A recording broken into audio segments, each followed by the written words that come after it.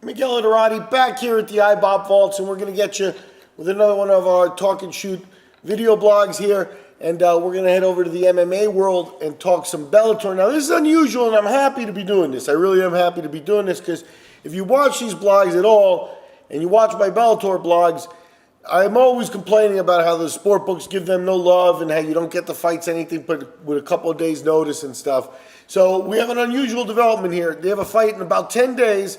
Main event is Liam McGeary and Phil Davis. That's up at the books already. And then they got a fight January. They do have a fight January, but November 19th first. They got Ben Henderson fighting Michael Chandler. And out in January, they already announced Sonnen and Ortiz.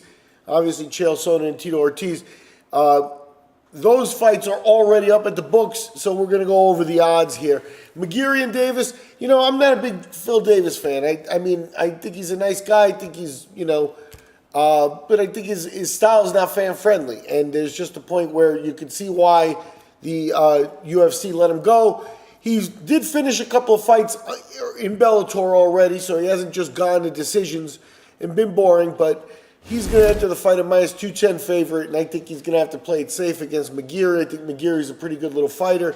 He's at 11-0. He's a plus 160 underdog, but he already defended the belt. He choked out Ortiz in the first round. Ortiz got nothing left in the tank, but it's still a nice win for McGeary, so it'll be an interesting fight. 5 rounds, 2.5 is the over-under. Over is at minus 190, and unders at plus 150.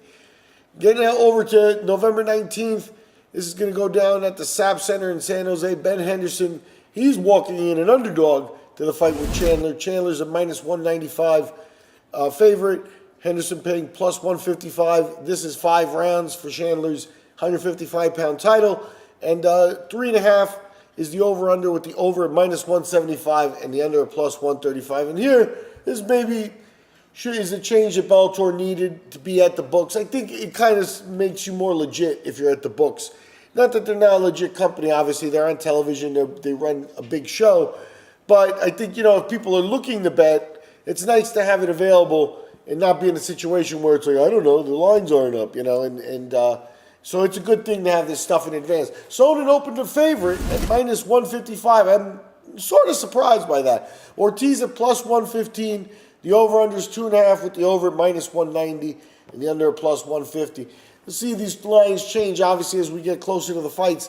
Sonnen and Ortiz, months away, so we actually have a nice window here to check out how Bellator, they don't move at all, nobody's betting, and maybe the bookies were right taking things off on Bellator. But I think this is a good thing. Maybe 2017 sees more of their cards appear at the books. Anyway, I'm Miguel Adorati. We've been talking shoot, and we'll catch you after the fights.